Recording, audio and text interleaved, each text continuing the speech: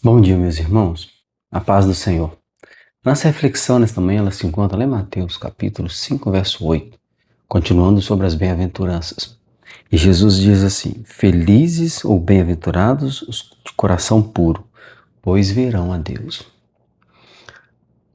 Jesus aqui, quando ele diz bem-aventurados puros de coração, é interessante nós aprofundarmos um pouco mais, porque ele não está falando apenas daquelas pessoas de coração puro, sem pecado visível, né? Aquelas pessoas que cometem o pecado aqui, o pecado colar, que não cometem, na verdade, né? Que a gente não vê numa mancha de pecado, né? Jesus vai muito mais além. Quando fala das pessoas puras de coração, ele está falando daquelas pessoas que interiormente elas são puras. São aquelas pessoas que estão buscando a Deus verdadeiramente. São aquelas pessoas que estão esvaziando de si mesmos e enchendo-se de Deus. São essas pessoas que Deus está falando, puros de coração. São aquelas pessoas íntegras, de caráter, sem maldade, pessoas bondosas, pessoas que querem, que lutam para fazer o bem. Como eu disse ontem sobre puros também, aquelas pessoas que têm fome e sede da justiça de Deus. Jesus, quando diz que os puros de coração limpo, ele está falando e está fazendo uma comparação em relação aos fariseus, que externamente eram limpos de coração.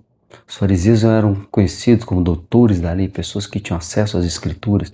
E Jesus faz essa comparação, que os puros de coração para ele não eram os religiosos, assim como os fariseus, que viviam nas esquinas orando, batendo no peito, né, clamando a Deus, mas internamente eles estavam sujos como sepulcros caiados.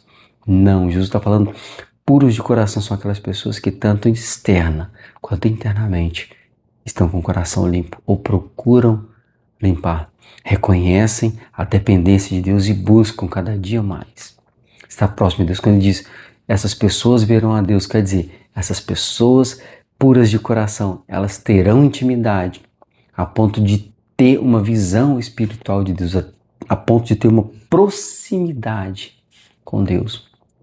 É isso que Jesus está falando. É isso que Jesus quer para nós. É isso que Jesus quer que nós alcancemos.